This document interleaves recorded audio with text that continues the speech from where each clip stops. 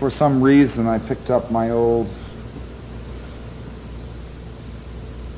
freshman, sophomore edition of Piers Plowman, and in the course of that book found a pair of lines that said, "Who could white color correctly describe if all the world were white swan white all things?"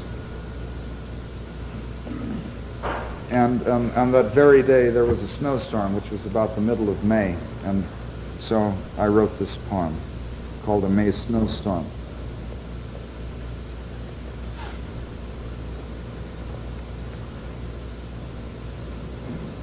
We are awakened this morning by snow buntings in the lilac bush and the glassy cold that made us lie close all night, the winter blankets having been last week retired.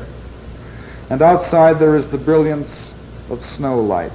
Love, the snow is a short answer. We've been tricked again.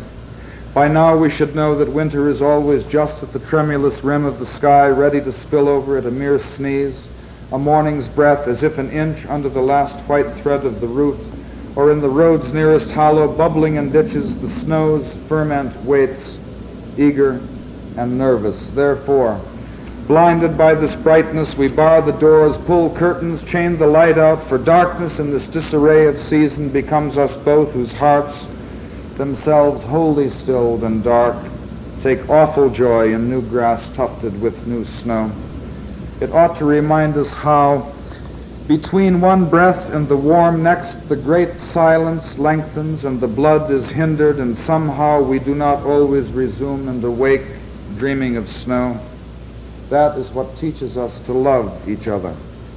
This dream in which a mirror dusted with new snow, as if struck and resonating, suddenly vibrates on a wall, and the image we are seeing never wholly subsides, and we awaken at the last instant of the last tremor, and outside something is receding. The freight from Montreal, a milk truck, we never know, and in falling back to sleep, we recede down bright plains of the icy glass, and never by any dawn arrive before the whole house shivers in the night, and our faces unfocus into a million brilliant shards of light.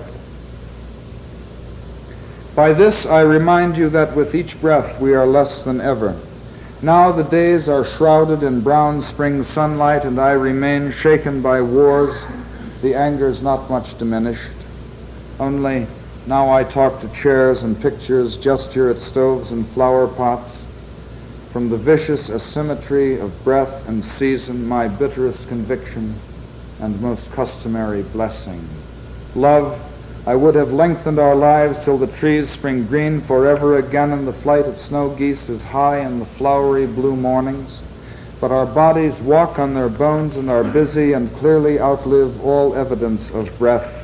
And now the snow flies with the first warm days. The lie is brought back. There are between us now so many awakenings, watery clouds and floods, turnings of trees, yard soils heaved by frosts and moles, trouts risen to flies, bodies risen and laid down again, and snow laid down as if the resuming breaths of all of us who sleep in fear of season freeze in the inclement glass. May clouds shine in the brown river. Clouds shine, and the paling sun burns itself out into a bowl of gray crusts that powder at a glance, and walking now in Diesem Vetter in the murderous light of this whole enkindling sky, I think of you, whose presence has been so great a joy as your departure a darkness, and I shall be eternally dejected with it.